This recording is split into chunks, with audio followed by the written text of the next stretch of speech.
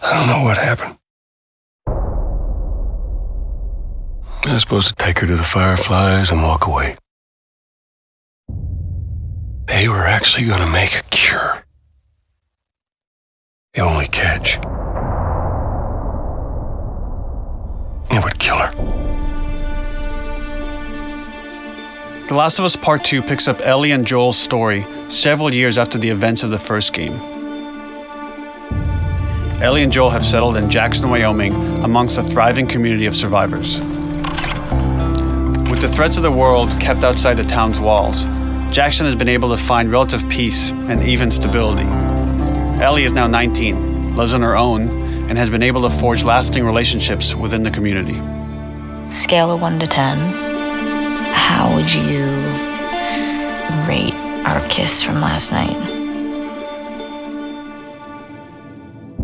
However, this peace is short-lived. Jackson and Ellie suffer a violent and traumatizing event. Ellie sets off back into the treacherous outside world in search of retribution and justice. Her journey will take her to new parts of the country previously unexplored in The Last of Us. The story spans multiple seasons and climates, from the snow-capped mountains of Jackson to the lush Pacific Northwest. Each introduces a wide range of exterior and interior environments for you to navigate and explore, rendered in meticulous detail and unprecedented scale with the latest iteration of the Naughty Dog engine. Our goal was to make these environments not only beautiful, but feel as grounded and authentic to the cities they're based on as possible. Much of the story unfolds in what remains of Seattle, a massive former quarantine zone. Its locales are incredibly diverse, spanning a dense city center with a skyline of towering high-rises to the beautiful suburbs and stormy waterfronts that surround it. The city exhibits drastic shifts in architecture, elevation, and weather. And with Part 2, we've introduced new traversal mechanics that afford greater exploration and ways to navigate threats. Ellie is not only able to climb and jump over gaps, but she can use ropes to scale vertical terrain or swing over obstacles, allowing you to discover new areas, resources, and side narratives. These more open environments also create new strategic considerations in combat, whether it's to get the jump on enemies or bypass them entirely.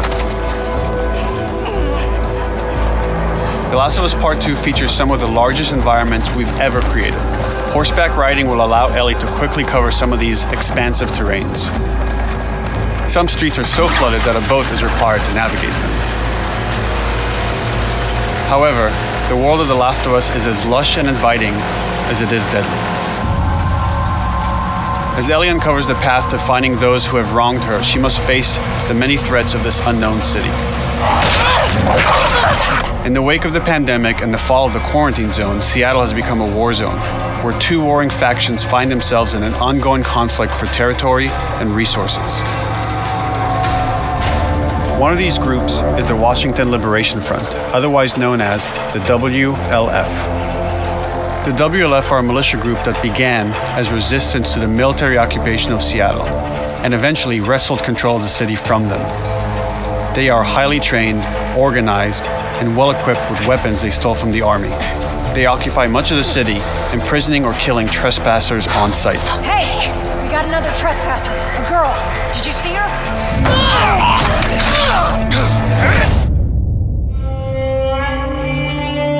On the other side of this bloody conflict is a group of religious zealots called the Seraphites, or Scars, defined by the self-inflicted deep cuts that they bear across their faces. Like the WLF, they're deeply tribalistic and territorial. They're known for being stealthy, using overgrowth as cover, and they use more silent weapons like bows and arrows. Clip her wings.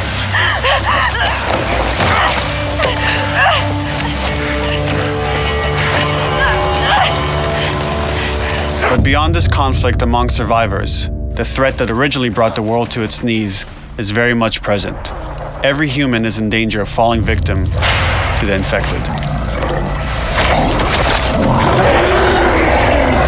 They are the recently infected runners, who are more numerous and aggressive in this game. the blind but extremely deadly clickers, and the stalkers, who sneak and hide until they're ready to attack, surprising their victims with extreme agility and brutal violence. The Last of Us Part 2 introduces new stages of infected, such as the Shamblers. Large, heavily armored enemies that are covered in pustule. Upon getting close to you, they expel a corrosive spore cloud that burns its victims. But our most terrifying and lethal new forms of infected will have to wait until you play the game for yourselves.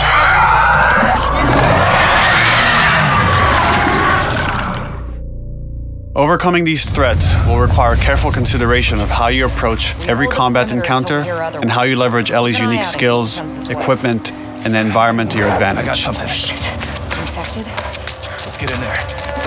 The WLF patrol the streets of Seattle with guard dogs, which are capable of detecting and following you, even while in cover. You think this guy's connected to the They can pick up your scent and alert their handlers to your presence. Listen mode will reveal your scent trail, so keep moving and cause distractions to avoid detection. They could be hiding anywhere. 25 years after the pandemic began, the world is completely overgrown. Use tall grass to hide from enemies and go prone to stay out of sight. However, this form of analog stealth means you're never fully hidden. If enemies get close enough, they can discover you, even in grass. When Ellie is overwhelmed, running away is a viable option. You can also break glass or crawl through tight spaces to find new paths or areas to evade or take on your enemies. In any given combat situation, you can flee an encounter and re-establish stealth to regain the advantage. If you absolutely have to fight your way out, there are a variety of tools at your disposal. Ellie's more agile than most of her enemies. She can sprint and quickly dodge incoming attacks. Learning how opponents attack with different weapons and mastering the timing of your dodges will prevent you from taking damage and create opportunities to counterattack. You can use throwable items or well-placed shots to stun enemies before dealing a killing blow. Or using them as a shield to protect yourself or buy some time to figure out your next move.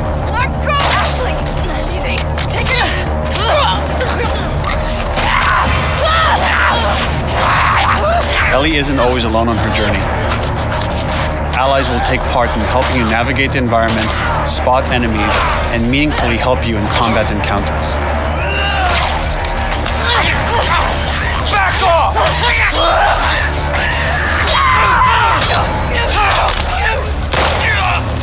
Got you now!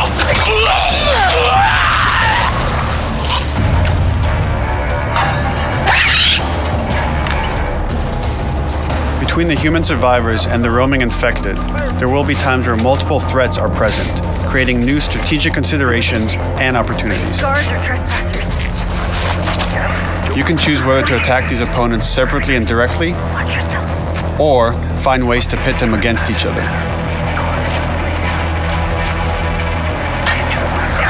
Flee as they fight, or wait until their numbers have thinned out and engage with whomever's left.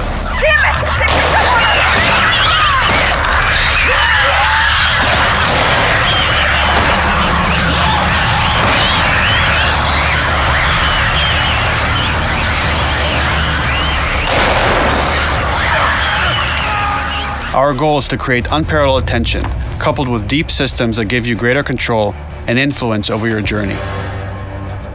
As you play, you'll be able to invest in a broad collection of crafting items, weapon, and player upgrades through training manuals scattered throughout the environment and scavenging for ingredients.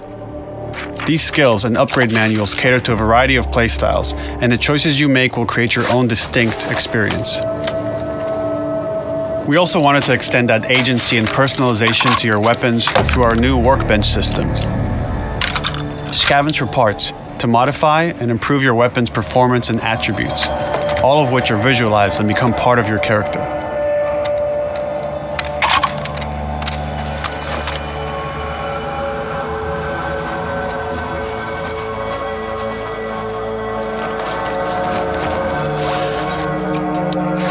Survival will also require using the parts and ingredients that you'll find in the environment, which can be crafted into a wide range of defensive and offensive items, like proximity mines, explosive arrows, pistol suppressors, and more.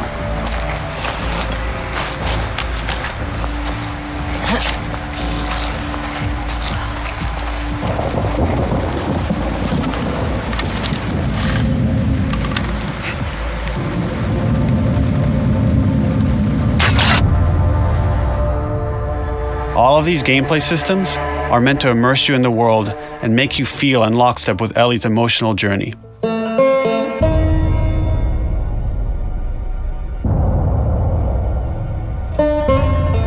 As we've said before, this is Naughty Dog's largest, most ambitious game. It may seem like we covered a lot, but we've only scratched the surface of what it's like to play The Last of Us Part 2. We can't wait for you to experience it all for yourself on June 19th.